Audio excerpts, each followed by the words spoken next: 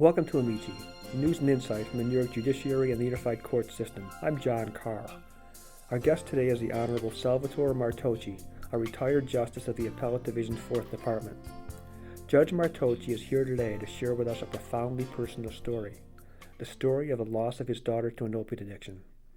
It is his hope and ours that Claire's story will help warn other parents of the dangers of opiates and perhaps inspire those in the legal community to use their special skills and powers of persuasion to help combat this national epidemic. Judge, I know this is a difficult topic and I appreciate you talking to me about it, but if you would you just please tell me about Claire and what happened to her and how she became addicted? Well, first of all, John, let me thank you for this opportunity. I think it's something that Claire would have wanted me to do, because as difficult as it is for me, and you correctly point out that it's not an easy subject to talk about, she was somebody who was always trying to help people and was at her best when she could do that. She was born on June 20th, 1973 in Geneva, New York, and she died on either January 19th or January 20th, 2017 in Lockport, New York. We're not exactly sure of the date because she was not found until the early morning hours of the 21st of January in her apartment. She was exactly 43 and a half years of age. I'm doing this for Claire. In our own lives, we must really strive to get beyond the stigma and inertia that we're all affected by when we talk about this subject. And her life is a book for all of us to read and learn from when it comes to the dual demons of mental health and addiction. Each of us has our own journey in life, and Claire's was a difficult one. How did she happen to get addicted? How did that all happen? Well, I'm just getting there. She was a terrific athlete, terrific, very, very gifted young woman. She was very bright, and she was a gymnast and a swimmer, runner, and early in her life, she hurt her knees running, and at the same time, she had TMJ. And different visits to hospitals and doctors, in an effort to help her, they would prescribe narcotic drugs to assist her. And Claire's chemistry, as you know, all of our chemistry is different. We're all different. And Claire's was such that it really became addictive, although we didn't know this. And when you couple this with the mental illness that we were really too naive to, we didn't see it as that. We saw her as a rebellious child, sort of a hippie, sort of a free spirit. I'm telling you, John, if you could have seen her when she was in elementary school, the clothes she picked out, and she insisted on picking out her own clothes every day. People would say, how could this family let her out of the house looking like that? Checks and stripes and, different colored shoes. She was always somebody who marched to a slightly different drummer. Mm-hmm. And I can tell you that she was the brightest of my three children, very gifted in science and math. And I think about what could have been for her. And the tragedy is even greater than you would initially think, because I think she could have done great things to be helpful to humanity. I know that she shared my belief that one of our responsibilities was to one another, and that she knew that she had to use her gifts to help others. didn't provide her with that opportunity. So I want to say right off the bat, start out by understanding, John, that this is an illness, a sickness. It's a disease. It's not a moral failing. It's not a weakness of will. It's a disease, John. And if we understand that, and if judges particularly and lawyers understand that in their hearts, even when their heads understand it, sometimes their hearts don't. They really think it is a weakness. Mm-hmm. If they change that opinion, I believe they can be much more helpful as they do their jobs, John. Now, you mentioned that you were a little naive. Now, that surprises me a little bit because you had a lengthy career as a judge. You regularly dealt with drug issues. You'd been United States Attorney for the Western District for, 4 or 5 years. You probably had hundreds, if not thousands, of drug cases. You had a big job with the Department of Labor. You're a public defender, a private practitioner. My point is, you were hardly sheltered. So how does something like this catch someone like you and your wife off guard? Well, I think a couple of things. We were really unsophisticated at seeing the signs, and we were comforted by the information and diagnosis of doctors who said, she would be all right, and gave her prescriptions to help her. That, frankly, as I look back, I wonder if they were more harm than help. Although they were well-meaning, I wonder if that wasn't part of something that allowed Claire to camouflage some of the things that were happening in her mind at that time. You're right. I should have known, and no, I'm not saying you should have known. I don't mean to put it that way. I know, John. I know that you're not. But I'm saying that I feel that way. But I worked on the side of the equation which dealt with enforcement and conviction and punishment. And we got ahead of the curve. We started to do a much better job than the people on the front end of the curve were doing. The people who really needed to improve public awareness of this problem and education, not education simply through the schools for the students, but education for all of us, for the parents, for the teachers, for the counselors. How ignorant we have been on this subject is amazing. Doctors taking prescriptions, hospitals using these things, often given false and faulty information from Big Pharma about the value of this, about the risk-reward factors of drugs, and yet they were fooled. And then, of course, it became easier because Big Pharma offered incentives, offered trips, offered a lot of things to doctors who used their scripts. And at the same time, because hospitals and the medical community in general were finding that competition required that they not have patients complaining about too much pain, about too much of a problem, so that there was an encouragement for doctors and medical professionals to use narcotics to assist these people, and not really evaluating, John, the long-term ill effects of the drugs. I concentrated on drug dealers, and I thought I was doing the right thing. I knew that the low-level pusher was usually an addict, a drug addict himself or herself, and so I tried to go up the line. I tried to follow the money trail. When I was a prosecutor, when I was at the Treasury Department, I was the Assistant Secretary of Enforcement there. I tried very hard to get to the sources of the problem as I saw it, but I neglected, as most people, as all people did in my era, a whole group of people I didn't realize that there were another group of pushers, and they were legitimatized by our society.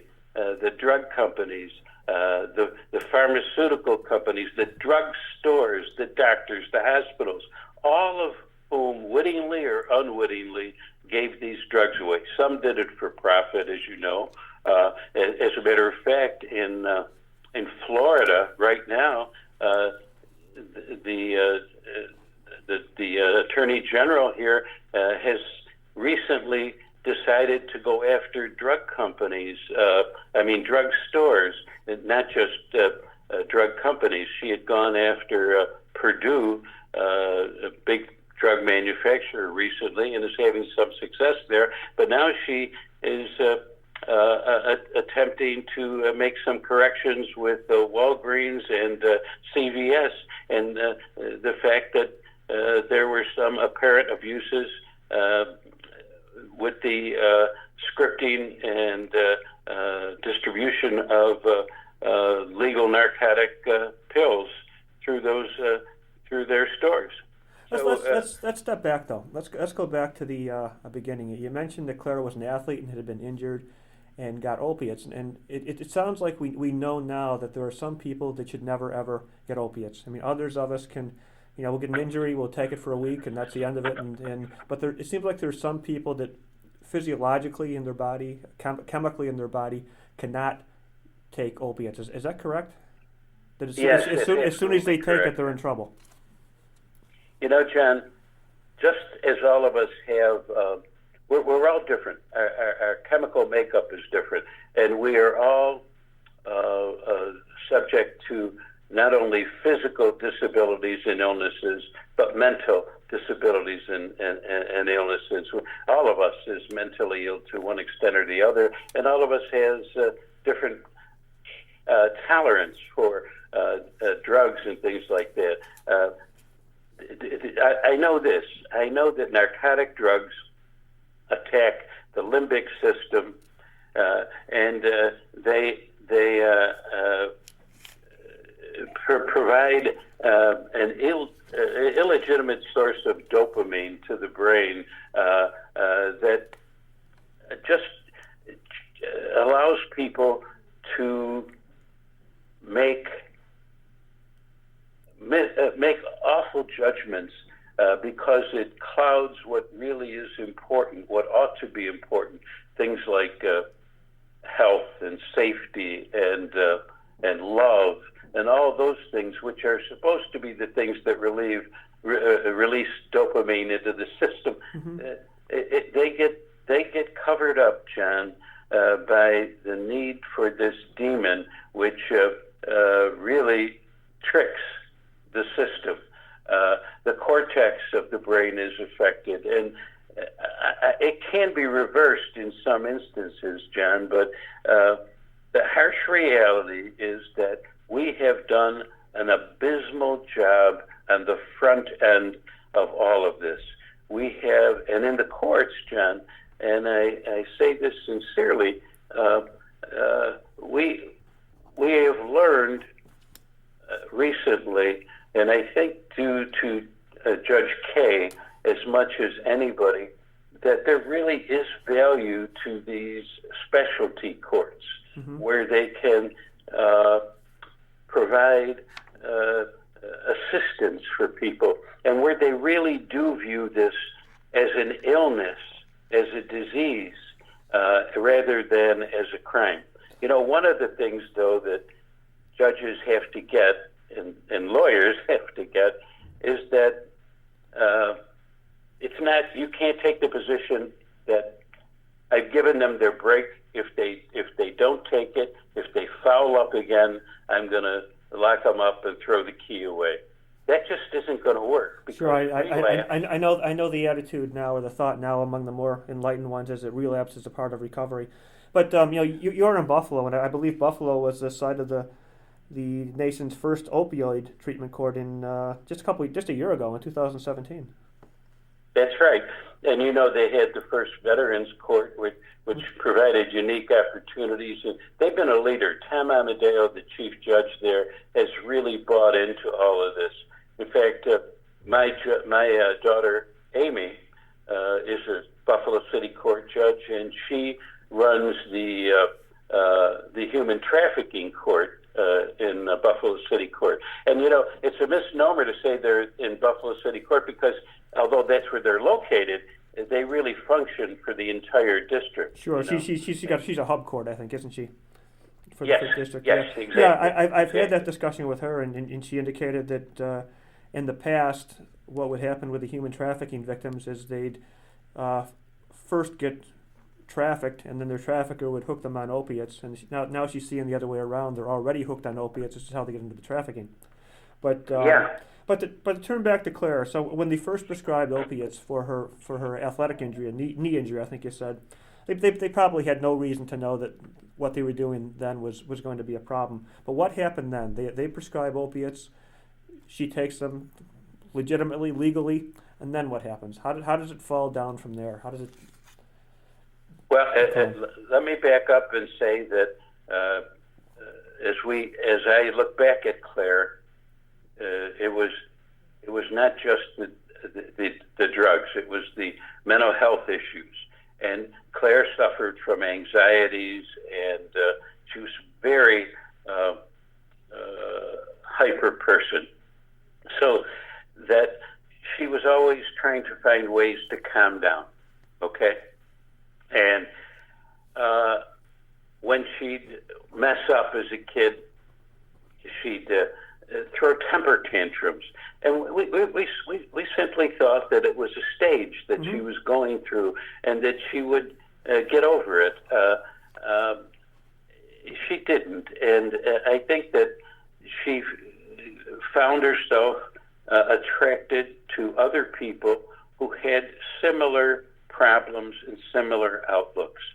She was a hippie and a risk taker, a person who was not afraid of anything, so that she would go into situations, and she was also so smart that she was able to camouflage this. We tried very hard, John, to keep, very close tabs on her, and to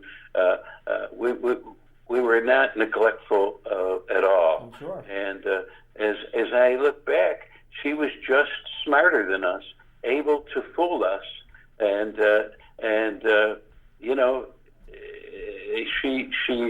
she graduated. She went from these drugs to, frankly, for one reason, I think, cost. The cost of getting narcotics illegally, particularly heroin, on the streets of New York State is less expensive than getting pills, so that more and more people turn to them as an alternative. And now, with the natural opioids being replaced by the synthetic drugs like fentanyl, fentanyl's 100 times more potent than opium. I mean, it's just an atomic explosion, so that people, one false step, one bad dose, and that's the end of their lives. So Claire got involved in this early on, and then it progressed from there. And then how long? What was the progression? Well, Claire went to the best schools and in Buffalo. She really did. And then she went to college and graduated from college. I think during her college years, she progressed at least to using marijuana. And I think, frankly, that coupled with the pills that she was taking, and I can't tell you all of the different kinds, but Oxy was certainly among them, that those were the chief drugs that she abused in college. But she did so still with some restraint. It was after college, and the progression got worse and worse. And I think that as I recall it, Claire was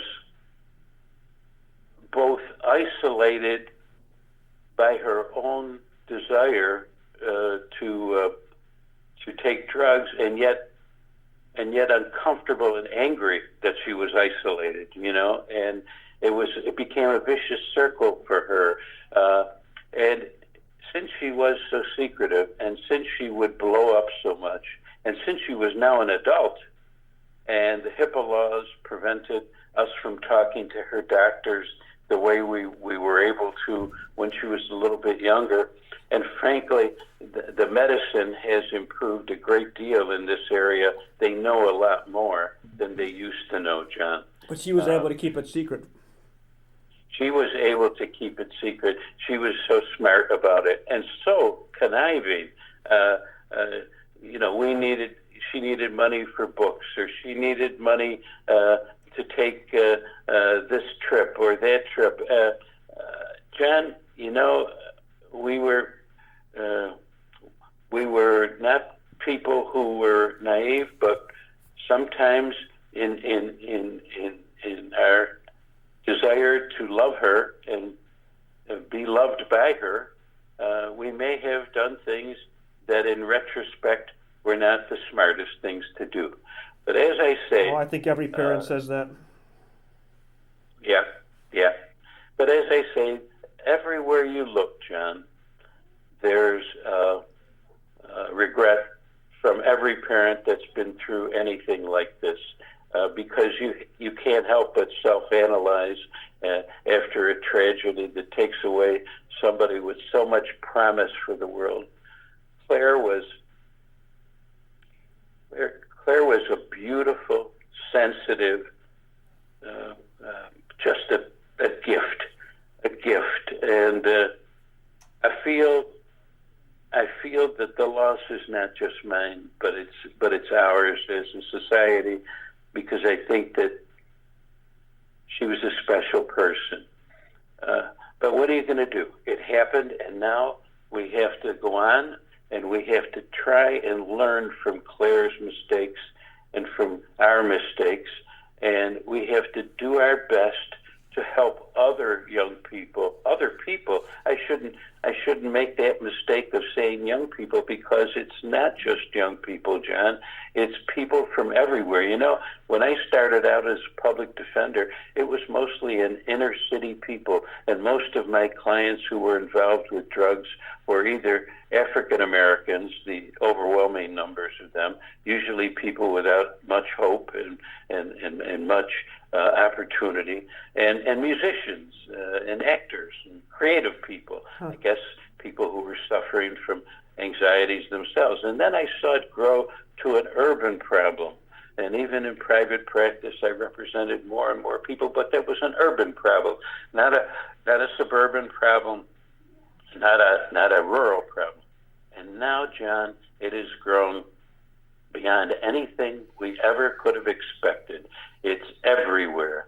It's in every community. There's a documentary that I viewed on Sullivan County. Sullivan County could have been Chautauqua County. It could have been, anywhere in the state of New York, and Jefferson County, places that you don't think of as drugs being able to get a foothold, and they have more than a foothold now, John. Suburbs, economically high-end suburbs, where you say, oh, gee, these kids have everything. Well, we've learned that having a lot of material things and even having a lot of love are not necessarily enough to protect us. That's why I'm so angered by the lack of response from the state and the federal governments.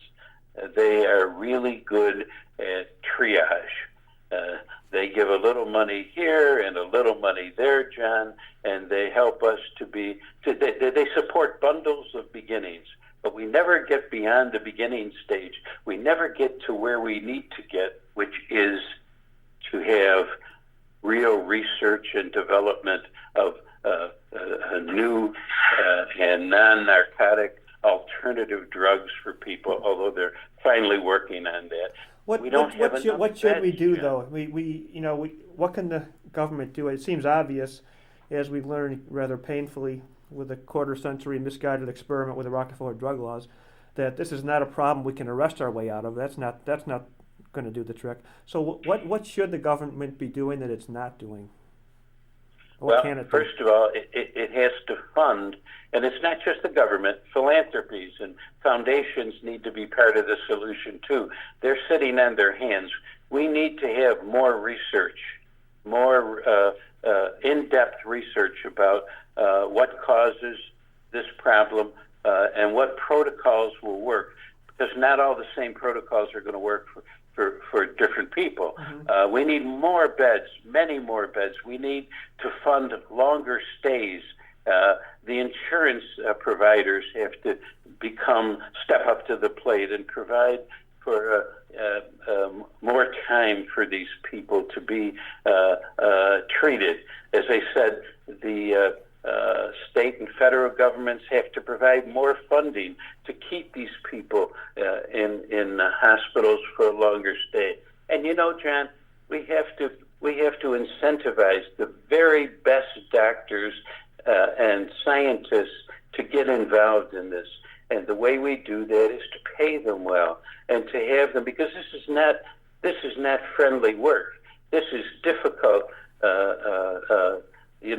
heart-rendering work for all of them. But we have to make them want to do this work and incentivize them in any way we can. If we do that, we might have a fighting chance. Mm-hmm. Now, I have a friend. Now, I'm sorry. Now, okay, go ahead. I'm sorry.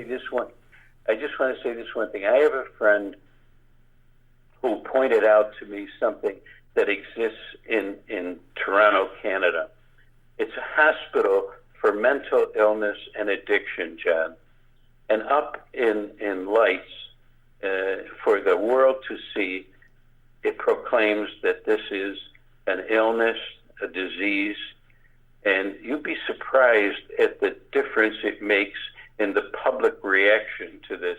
And also, John, they fund this thing so terribly well that they're really doing important research.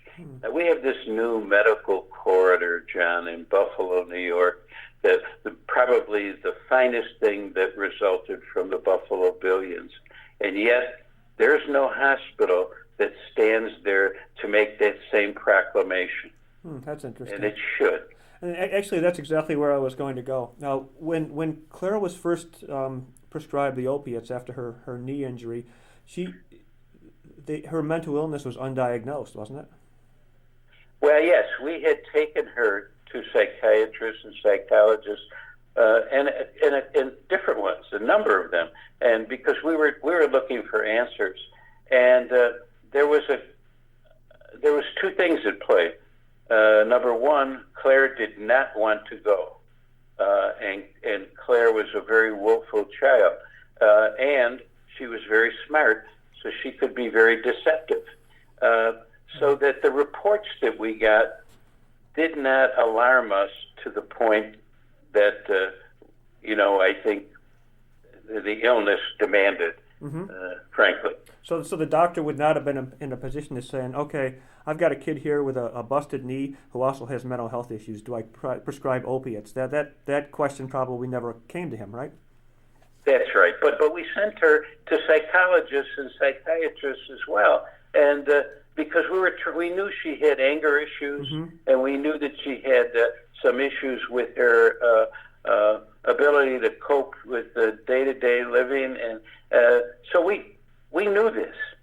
We knew this, and we tried, but she was too clever for her own good. Sure. Now, didn't she come out of it for a while? Didn't she get clean for a while? Oh, a number of times, but the last time, John, she was clean for over 2 years and making real progress. She had moved out of Buffalo and into Lockport because she did not want to be around the scene, the lifestyle that could be so tempting to her in getting her back into drug abuse. Now, she was doing well and had made tremendous strides. And then she had a gallbladder problem. And she went to her doctor, and the doctor said that she needed an operation. So it was the same group that had been treating her right along. And Claire made a point, because I know this for a fact, that she told the doctors that she was not allowed to take any opiate drugs because of her addiction problems, and they noted her charts to that effect. However, apparently the doctors and other medical professionals who were going to perform the operation, who, as I say, were part of the same group, although they were not the same doctors, were either too busy or neglectful and didn't read the charts or didn't read them appropriately. And they've put IVs into this kid that contained those very drugs that she should not have been taking, John. Oh, Lord. So they're giving her these drugs, and then in the hospital, when she wakes up, they're giving her more of these. Now, maybe you could say to yourself, she should have told them at that point that she shouldn't be taking these drugs. But remember that she's a sick person, and now she's been given, you might correlate this to a drink. She's an alcoholic who's been given a drink, and now it's awakened all of those demons in her again. And then, John, they gave her a damn boatload of this crap when she left the hospital. Now, this is currency to a person who has a drug problem, and they can trade this. They can use them, or they can trade it for far more heroin and fentanyl. Do you understand the risks that they put these people at when they overprescribe and these drugs? I mean, it is just criminal. I certainly understand the risks, and I'm stunned that they didn't. Yeah. I'm not a professional. I know, John. It is stunning. Now, I know that they're busy, that they have a lot to do, but John, this is their profession. This is their job. This is life and death. They need to be better at what they do than they are now. And they need to be less concerned about people complaining about a little bit of pain, or more honest at least, and do more monitoring if they're going to feel that they need to prescribe more opiates for people. Then by God, you better check them regularly, and you better keep them on a short leash, so they have to keep coming back for the product, that they can't simply sell it or get overdose on it on their own, because there's no oversight. Yeah, that's a clear issue in the medical community. But let's go back to the legal community. What with what you know now, would you have been any different as a judge? I would have been a lot different. How First so? of all, I would have looked at this, and I would have been much more able to understand it as an illness, and not as a weakness, not as a crime. I would have understood the nature of what should I say, the likelihood of relapse much more than I am. I wouldn't have pontificated so much about one chance, and I'm going to give you this chance, and if you don't take it, you have only yourself to blame. That's born out of ignorance, and we need to educate ourselves better, and we need to spend more time at this. All of the courts of New York State, particularly the city courts and the family courts, are facing this problem regularly. And I think the courts are learning now something that I never knew, John, and that is that there is professional assistance that finally the state and the system, the Office of Court Administration, are being made aware of that exist, and that they need to bring these people into their courtroom and use them, not just as window dressing, but actually use them and benefit from their knowledge base and from the tremendous assistance that they can be to people, for even with monitoring these people. We were talking about City Court of Buffalo and some of the specialty courts that they have. Well, they have not only a drug court, but they have an opiate court, because they recognize that the difference in the opiate users is that they need constant monitoring, and they provide daily monitoring for these people through various programs. My God, we have come a long way. And I was one of those Neanderthals who thought that this was not the job of the courts. The courts, this was the job of social workers and social agencies. Well, John, I was dead wrong, because you have to catch people where they intersect with you. And the courts are a perfect place to intersect, because you have a bit of a hammer there. You have the ability to offer treatment or jail time. I understand. So you've got a carrot and a stick, and that may be the addicted individual's first encounter with officialdom. A government institution, maybe their first encounter with a government institution may be a court. That's exactly right, John. That's exactly right. We have to use courts more as an opportunity for really solving, or at least making some kind of a dent in this overwhelming problem. I mean, I don't know how to put it, John, except to say that this disease is, in my honest opinion, more of a threat than terrorism. And I know that terrorism is a huge threat, but we've faced up to that, and we're doing what we can to protect our borders and to protect us from the influx of terrorism and the terrible disasters.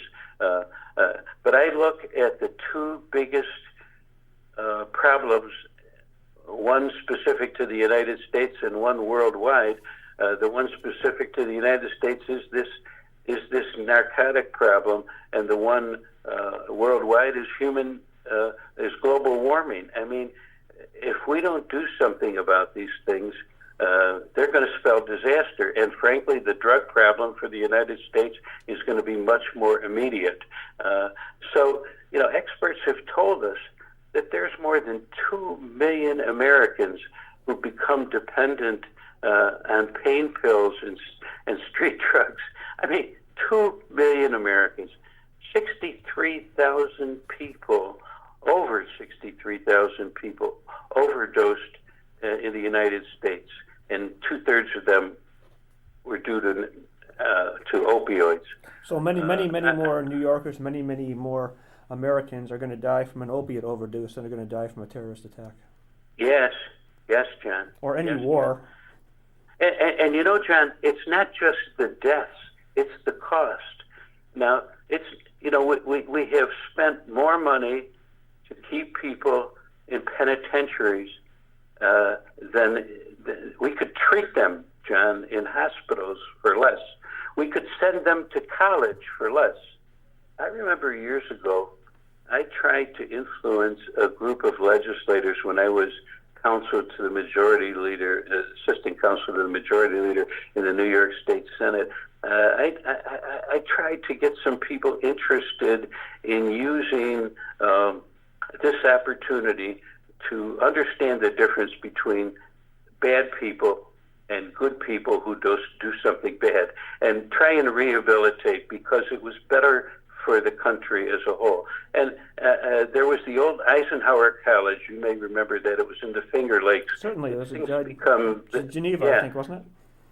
I think so. It's become the chiropractic college in New York State now. But I looked at that facility and I said, why can't this be a minimum security, honor security institution where people can go to get significant help? College and high school assistance, very special, very small at the beginning, people who you believe could be motivated. And frankly, it would have been far cheaper because it would have been an honor system and all of that. And you know, the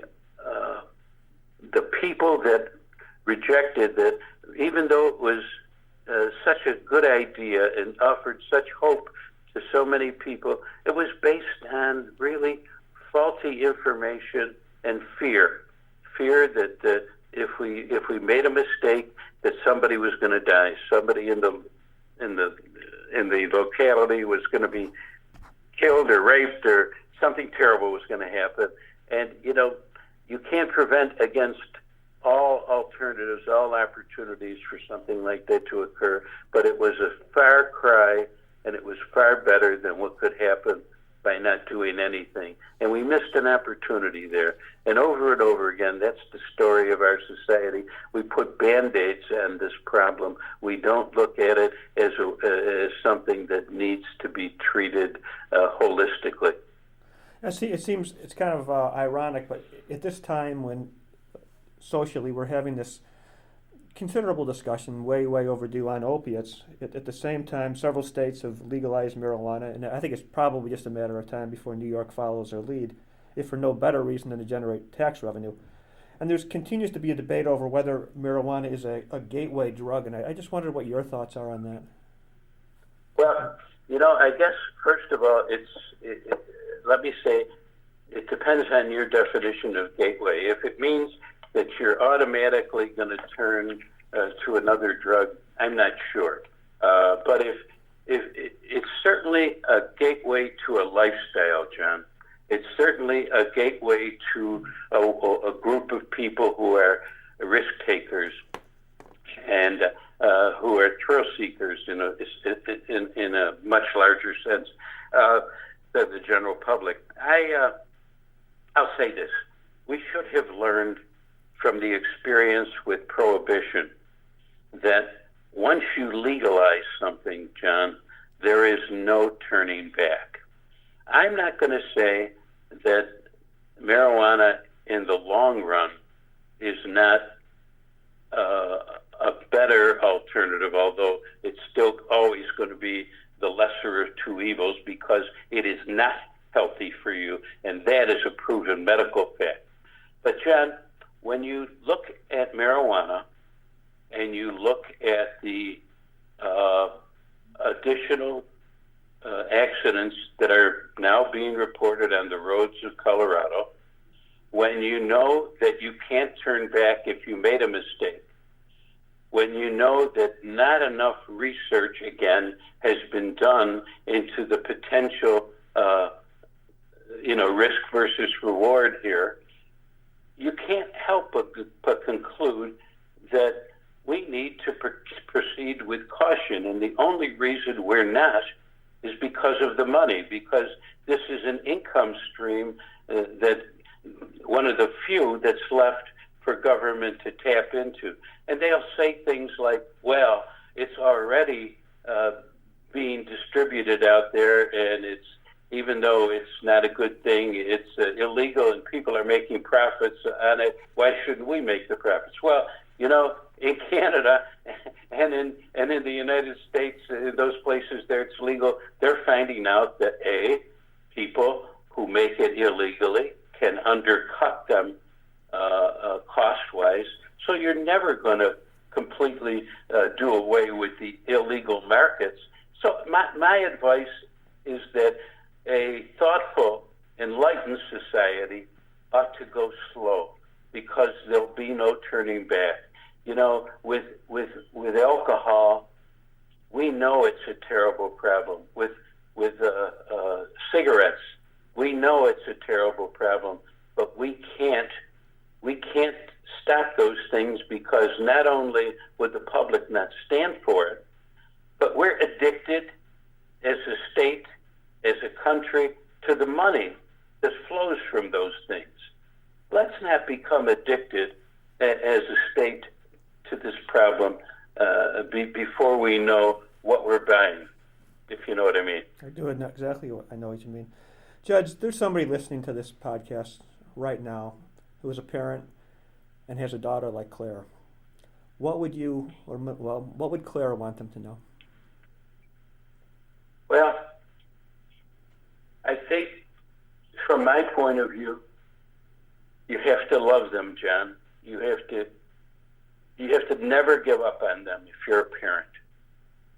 You have to never stop loving them. You have to never quit on them. They're sick.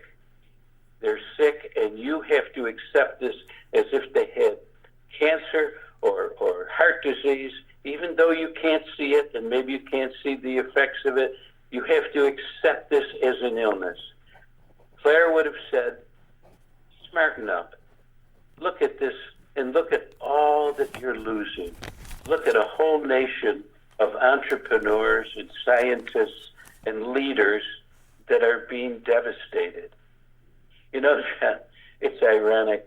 We're closing our borders to immigrants, and I certainly am somebody who believes in controlling the flow of immigration. It needs to be legal. It needs to be regulated. I understand that for protection of our country and our people. But John, for years we have depended on the brain power of foreign-born people to assist us to maintain our level of living in the United States, our level of preeminence in science. That's going to be gone at a very time when even further disruption is taking place in the American citizens' ability to take those leadership positions, because a whole generation of people are being wiped out as a source of these important positions by this devastating epidemic that's going on in our country. I guess, Jen, I would like to leave you with a poem that my wife pointed out was on Facebook, and it came from Claire's biological mother. And I think I said earlier that Claire was adopted. Oh, I didn't know that. Claire was adopted. My wife took her home when she was 3 days old. I saw her when she was 4 days old. I was out of town when she was born. In any event, the poem is this: grief never ends, but it changes. It's a passage, not a place to stay. Grief is not a sign of weakness or a lack of faith. It is the price of love. And I have every day grief, and it will stay with me until I join Claire, and I'll be happy to see her, and maybe she'll be looking down right now and saying a word or two about how this maybe will influence one or two people to a better life. Judge, as both a citizen and a parent, thank you for sharing what I know is a very, very difficult story. I'm thinking and hoping that maybe you're saving some lives today. Thank you very much, Jen, and I am available. I want your judges to know. I want your public servants to know in the court system that if there is ever anything in the way of information or a talk or anything I could do, I consider this my new vocation in life, to try and be of assistance to prevent this tragedy from reoccurring over and over again as it is in our society today. Thank you. Thank you so much, Judge. Thanks for listening to Amici. You find all of our recent podcasts on the court system's website at www.nycourts.gov. and most are also in the iTunes podcast library. If you have a suggestion for an Amici podcast, please let me know. I'm John Carr, and I can be reached at 518-453-8669 or jcaher@nycourts.gov. In the meantime, stay tuned.